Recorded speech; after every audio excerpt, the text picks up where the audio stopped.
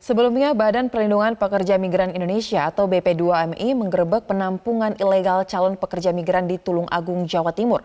Petugas BP2MI, polisi dan juga Disnaker menyelamatkan 3 wanita calon PMI yang akan dikirim ke Malaysia.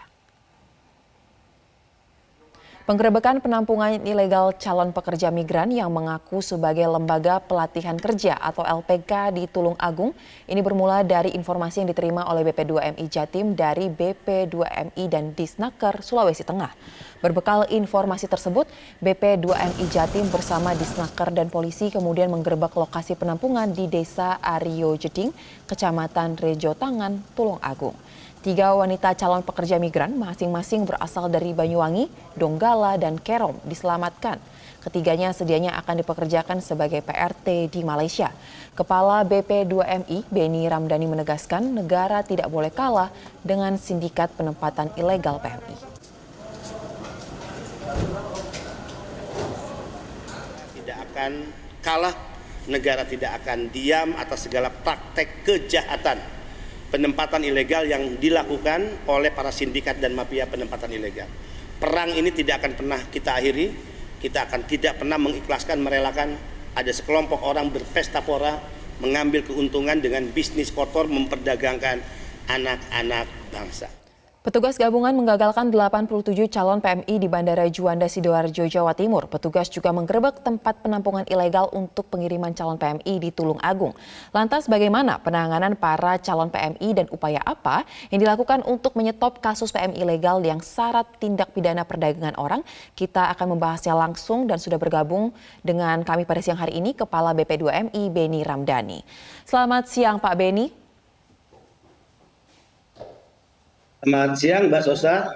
Baik Pak Beni, bagaimana kondisi 87 calon PMI yang digagalkan berangkat dari Bandara Juanda, Jawa Timur? Apakah mereka masih berada di penampungan sementara saat ini? Ya, kemarin saya posisi di Surabaya, kita melakukan proses evakuasi ya 87 anak-anak bangsa perempuan dan ibu-ibu yang hampir menjadi korban perdagangan orang untuk diberangkatkan ke Timur Tengah secara ilegal. Sebelumnya kita melakukan penggerebekan di Tulung Agung dan kita selamatkan 3 perempuan ibu-ibu yang berasal dari Sulawesi Tengah, bahkan Papua dan Banyuwangi. Nah, ini tentu kerja-kerja kolaboratif ya masing-masing pihak stakeholder. Untuk Tulung Agung itu dilakukan oleh BP2MI kerjasama dengan pemerintah provinsi, demikian juga yang di Bandara Juanda itu dilakukan oleh Satgas Gabungan yang diorkestrasi oleh pemerintah provinsi Jawa Timur. Mereka sedang berada di shelter, tanggung jawab negara tentu memberikan perlindungan pada mereka karena mereka korban. Nah, proses hukum ini menjadi ranahnya kepolisian.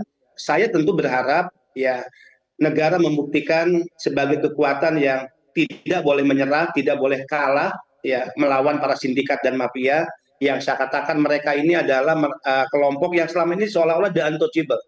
Karena kenapa? Karena mereka selalu dibackingi oleh oknum-oknum yang memiliki atributif kekuasaan. Nah, saatnya komitmen kita pada merah putih, republik, dan tidak mentolerir segala praktek kejahatan perdagangan manusia itu harus dibuktikan oleh negara. Naib negara yang besar, negara yang memiliki aparatus ini kemudian bertekuk lutut kalah melawan para sindikat dan mafia, dan tidak mungkin kita merelakan ada satupun anak bangsa diperdagangkan dan kelompok mafia ini kemudian berpesta pora dari bisnis kotor mereka ini yang ini sudah terjadi berpuluh-puluh tahun di negara ini.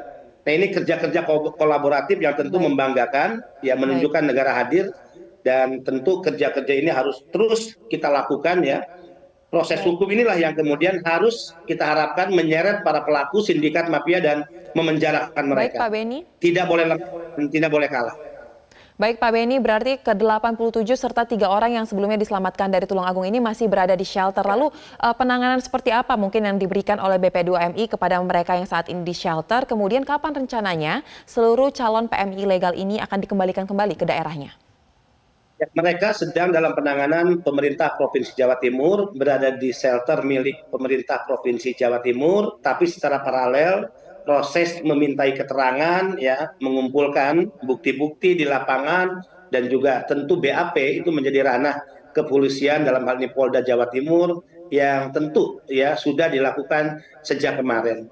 Nah, biarkan proses ini menjadi ranahnya kepolisian. BP2MI akan mengawal ya secara terus-menerus hingga pada akhirnya mampu membuktikan nanti secara hukum siapa yang terlibat, jika perlu siapa yang membackingi dari sejak awal perekrutan hingga mereka hampir saja lolos di Bandara Juanda.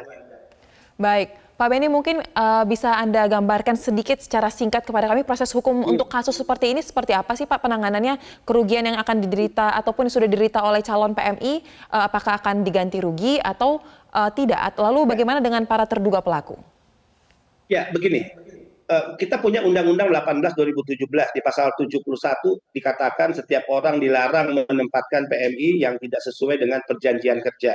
Bahkan pasal 81 itu ancamannya sangat keras ya, pidana 10 tahun, denda 15 miliar. Nah, tentu hukum yang sudah diatur melalui Undang-Undang 18 2017, bahkan kita punya Undang-Undang TPPO ya, nomor 21, kemudian juga kita punya Perpres nomor 22 tahun 2021 yang mengikat 27 kementerian lembaga. Tentu hukum yang harus ditegakkan tanpa pandang bulu dan harus menyentuh intelektual dader, para bandar besar, para tekong. Jadi tidak boleh hukum hanya menyentuh para calo di lapangan. Nah, ini tentu yang kita harapkan untuk membuat sebuah sejarah baru. Sejarah di mana negara tidak akan berdiam diri melihat kejahatan kemanusiaan, sejarah baru di mana negara tidak akan kalah melawan sindikat dan mafia, sejarah baru di mana hukum benar-benar memberikan rasa keadilan bagi anak-anak bangsa kita. Karena apa? Bayangkan mereka yang diberangkatkan ilegal adalah mereka yang berpotensi mengalami kekerasan fisik, kekerasan seksual, gaji yang tidak diberikan sebagaimana yang dijanjikan karena memang tidak pernah diikat oleh perjanjian kerja. Dieksploitasi waktu kerjanya hingga 20 jam, padahal kalau yang resmi itu kan hanya 8 jam. Bahkan mereka diperbudak, ya, bahkan mengalami kekerasan seksual, tidak hanya fisik.